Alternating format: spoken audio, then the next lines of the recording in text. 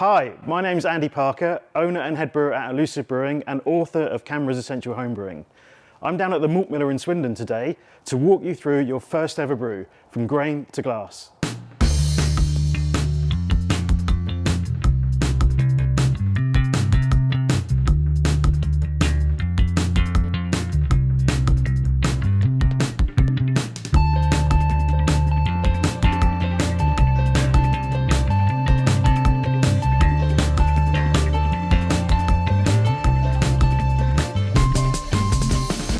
In this first video, we're going to walk you through the various methods and techniques you can use in creating your first ever homebrew. So the first part of brewing your beer is the production of wort. Wort is a sugary liquid that we're going to boil and ferment later on. Now, there are various ways in which you can achieve that. The first being these nice off-the-shelf kits. Now, these kits contain everything you need in order to brew a particular style of beer, be that a best bitter, a stout, or indeed a New England. Now, these kits will teach you all the processes you need to know in order to brew a particular style of beer.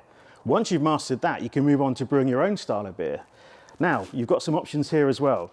We've got dried and liquid malt extract. Now, these are dehydrated, be it liquid or powder form worts that you add water to rehydrate and produce your wort. Optionally, you can then do what's called a mini mash. That is adding some specialty grains into the wort to take it in a particular direction towards a particular style of beer. Once you've mastered kits, or if you want to go all in and start brewing like the professionals, you move on to all grain brewing. That is taking grains and extracting your own sugary liquid in order to produce your beer. If you want to learn more about all grain brewing, we've got a video up here. So let's talk about the equipment you'll need in order to brew your beer. If you're using one of these all-in-one kits, all you need is a fermenter because you're going to produce and ferment your wort in here. If you're using extract, or indeed grain, to produce your wort, you'll need a kettle because you need to boil that wort. And there are various types of kettles available, from stovetop systems to all-in-ones. Now, if you're going for the all-grain option, you're going to need a mash tun. And a mash tun is an insulated vessel which allows you to hold that mash at a fixed temperature while that extraction of the grain into the wort happens. There are various types of mash tuns available too, from a converted picnic cool box through to a stainless steel insulated system. Whether you're using extract or all grain, you're going to need to boil your wort. So let's talk about that. So it's really important you achieve a nice rolling boil, super hot, because it helps drive away off flavors and also allows us to add things like hops. Now, hops go into the boil at different stages, be it the beginning, the middle, or the end. And those impart either bitterness, flavor, or aroma, depending on when you add them. You can work with either whole cone hops or pellet hops. And we'll talk about those in a video up here. Now, once you've boiled your wort, you're going to need to ferment it in order to produce beer. That happens in the fermentation vessel.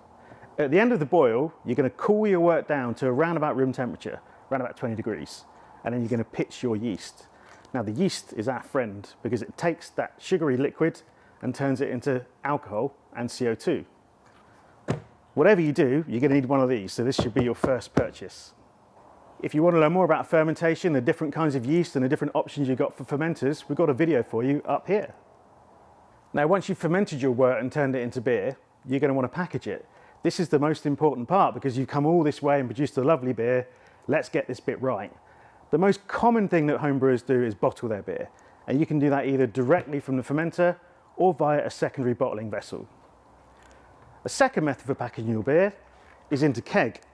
This is also very popular. Now, in this keg, you can either naturally re-ferment your beer to carbonate it, or you can force carbonate it. If you'd like to learn more about packaging, we've got a video for you up here. So that's a quick overview of the brewing process. If you'd like to learn more, you can buy my book on the CAMRA bookstore, or the Malt Miller has some great resources on their YouTube channel and their website, or you can watch the CAMRA Learning and Discovery videos.